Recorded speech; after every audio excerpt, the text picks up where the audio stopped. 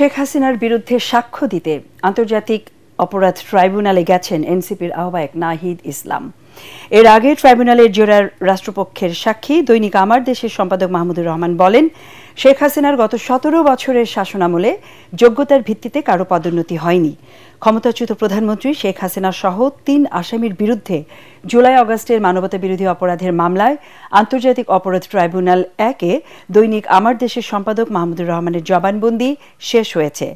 এখন তাকে জেরা করছেন শেখ হাসিনা ও সাবেক স্বরাষ্ট্রমন্ত্রী আসাদুজ্জামান খান কামালের পক্ষে রাষ্ট্র নিযুক্ত আইনজীবী আমির হোসেন।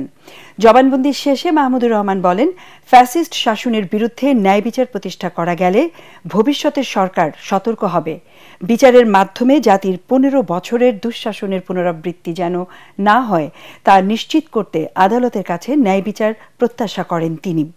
এরপর জাতীয় নাগরিক পার্টি এনসিপির আহ্বায়ক নাহিদ ইসলামের সাক্ষ্য দেওয়ার কথা রয়েছে। এদিকে জুলাই গণ অভ্যুত্থানে রাজধানীর রামপুরায় কার্নিশে ঝুলে থাকা এক যুবককে গুলি ও ২ জনকে হত্যার মামলায় অভিযোগ গঠনের আদেশের জন্য বৃহস্পতিবার দিন ঠিক করেছে ট্রাইব্যুনাল ১।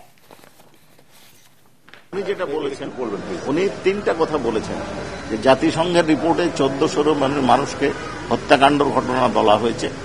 অন্তত বিভিন্ন রিপোর্ট থেকে উনি পেয়েছেন যে অন্তত ২০,০০০-এরও বেশি মানুষ আন্দোলনকারী জখম হয়েছেন এবং তাদের যে পরিবার তারা যে শোক এবং কষ্টে আছেন, এই বিচারের মাধ্যমে যদি ন্যায় বিচার প্রতিষ্ঠা হয় তাদের শোক কিছুটা হলেও লাঘব হবে, এই প্রত্যাশা উনি করেছেন।